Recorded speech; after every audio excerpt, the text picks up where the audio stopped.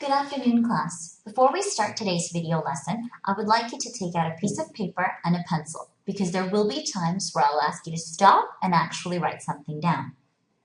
Now, today we're going to talk about genuine listening. We've already spent quite a few days on actively listening, negative listening, and judging, probing, and advising. All of those things are bad listening habits. When we're genuinely listening, this is a higher form of communication, and it'll lead to real communication. It's the kind of practice we want to put into use and use it all the time. In order to genuinely listen, there are three things you need to do differently. You need to listen with your eyes, your ears, and your heart. You need to stand in the other person's shoes, and you need to practice mirroring what they're saying. We're going to talk about these three techniques.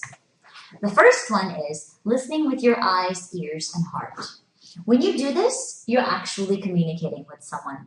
Only 7% of communication is contained in the words we use. 53% of it comes from our body language, and 40% of it comes from the words we use, the tone of language, and the feelings reflected in our voice. For example, notice how you can change the meaning of a sentence just by emphasizing a different word. I didn't say you had an attitude problem. I didn't say you had an attitude problem. I didn't say you had an attitude problem. Now, on your piece of paper and pencil, which you should already have out, explain what each of the differently emphasized sentences means. Meaning, tell me what I meant by the first one, second one, and third one, because the underlined, bolded, and emphasized word makes the sentence different every time. Once you're done, please unpause and continue with the video. The bottom line here is to hear what other people are really saying. You need to listen to what they are not saying. No matter how hard people may appear on the surface, most everyone is tender inside and has a desperate need to be understood. The following poem, one of my all-time favorites, captures this need. Please click on the button that says click here, pause this video, or it should automatically pause, and listen to the poem.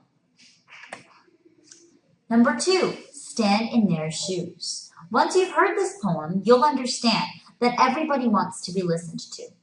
To become a genuine listener, you need to take off your shoes and stand in another's. In the words of Robert Burns, until you walk a mile in another man's moccasins, you can't imagine the smell. This is why you must try to see the world as other people see it, and try to feel it as they feel it. Pretend. Let's pretend for a moment that everyone in the world wears tinted glasses, but no two shades are exactly alike. You and I are standing on the banks of a river. I'm wearing green glasses, you're wearing red. Wow, look at how green the water is. You say, green? Are you crazy? The water's red. I say, are you colorblind? It's green. You say, it's red, you idiot.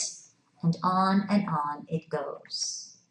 We look at conversations as competitions. It's my point of view versus yours. We can't both be right. In reality, since we're both coming from different viewpoints, we can both be right. Furthermore, it's silly to try to win conversations. That usually ends up in a lose-lose because you will both end up upset. Listen to this story about being in another person's shoes. The worst part about going to school was having to ride the bus. I mean, most of my friends had a car to drive, even if it was a junkie. But we couldn't afford a car for my own personal use, so I had to either take the bus or find a ride. Sometimes I would call my mom after school to pick me up, but she would take so long it would drive me crazy. I remember many times screaming at my mom, "What took you forever? Don't you even care that I've been waiting for hours?" I never noticed how she felt or what she'd been doing. I only thought about myself. One day, I heard my mom talking to my dad. She was crying and said she wished she could afford a car for me and how hard she had been working to try and earn the extra money.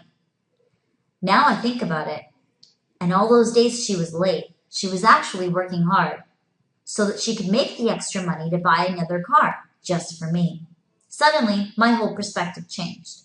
I saw my mom as a real person with feelings, fears, hopes, doubts, and a great amount of love for me. I vowed never to treat her badly again.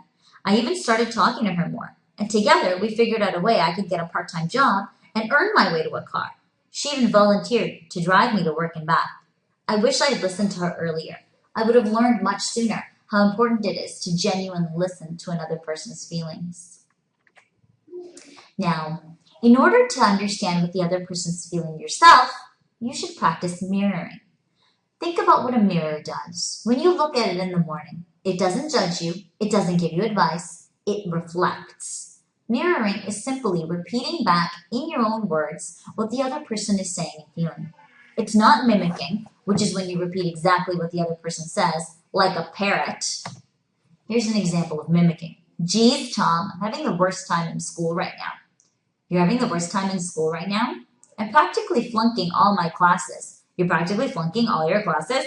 See how annoying that can be? Remember when your little sister or brother used to play shadow with you?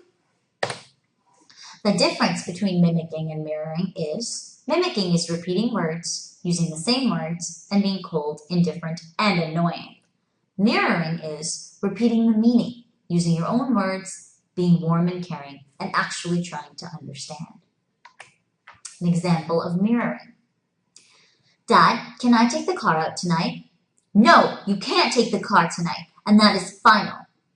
A typical response for a teenager might be, you never let me take the car. I always have to get a ride. I'm so sick of it. This response would definitely end in a yelling match. Instead, let's see what happens if the son mirrors. I can see that you're upset about this, Dad. You bet I'm upset. The way your grades have been dropping, you don't deserve the car. You're worried about my grades. I am. You know how badly I want you to go to university? Uni's really important to you, isn't it?